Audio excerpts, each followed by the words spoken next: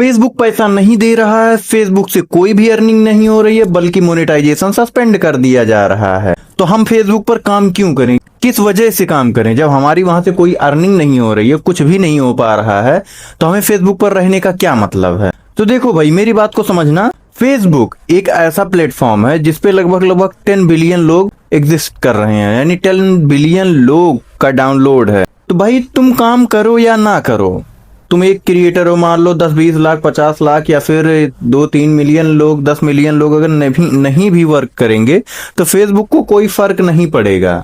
ये चीज मैंने हाल फिलहाल में देखा है, क्योंकि आपने देखा होगा इनऑथेंटिक या ऑथेंटिक बिहेवियर का वायलेशन अभी आया है, और फेसबुक के लिए बहुत लोगों ने, हमें लगता है कि 3-4-5 मिलियन लोगों ने वर्ल्ड वाइड आवाज उठाई है, लेकिन अभी तक सिर्फ मार्क जुकरबर्ग ने इतना कहा, हाँ थोड़ी बहुत गलतियां हुई, हम जल्दी ही फिक्स कर देंगे।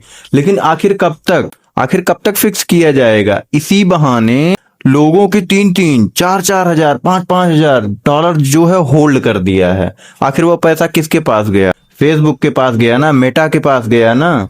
तो आखिर उससे फायदा किसका है, क्रिएटर का है कि मेटा का है? और एक चीज और मैं बता दे रहा हूं, भले ही मार्क जुकरबर्ग ने कहा है कि चीजें सही कर दी जाएंगी, पर मैं गारंटी देता हूं, आपका जो भी ये वीडियो देख रहे हैं, बाद में भी कमेंट करके बताइएगा, सेव कर लीजिएगा, क्या आपके जो पेज या प्रोफाइल है जो सस्पेंडेड हुआ है, पेमेंट होल्ड हुआ है, क्या वह सही होगा या हुआ है?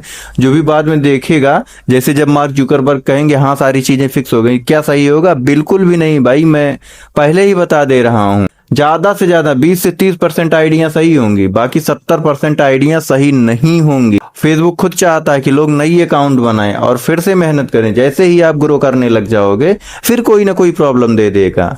क्योंकि एक चीज मैं बताता हूं, 2018-19 में भी सेम चीजें हुई थी, और उनमें से जो आइडिया खराब हुई हैं, उसमें से बस 20 से 30% आइडिया ही सही हुई हैं, जिनको सही तरीके से और सही स्ट्रेटजी के साथ काम किया गया, वही आइडिया सही हुई हैं। अदरवाइज कोई भी आईडी सही नहीं हुई है, सब कचरा हो गए हैं। उन पे लोग वीडियोस भी अपलोड करते हैं, अर्निंग होता है, लेकिन वह अर्निंग उनको नहीं मिलता है, वह अर्निंग मेटा के पास जाता है, यानी फेसबुक के पास जाता है। तो भाई फेसबुक का यही है कि तुम मेहनत करो, तुम अर्निंग करो, और अर्निंग करके फेसबुक को ही दो, वो तुम्हें कुछ नहीं देगा। क्योंकि सभी को पता अभी के टाइम पे पैसे किससे मिलते हैं? एड्स से मिलते हैं। मान लीजिए 1 लाख का अगर एड लगा, तो उसमें से पहले ही फेसबुक 45 से 50% रख लेता है। 55% का जो कट होता है वह क्रिएटर को डिस्ट्रीब्यूट करता है। लेकिन अगर होल्ड कर लेगा आपका पेमेंट, तो वह 100% वही रख लेगा।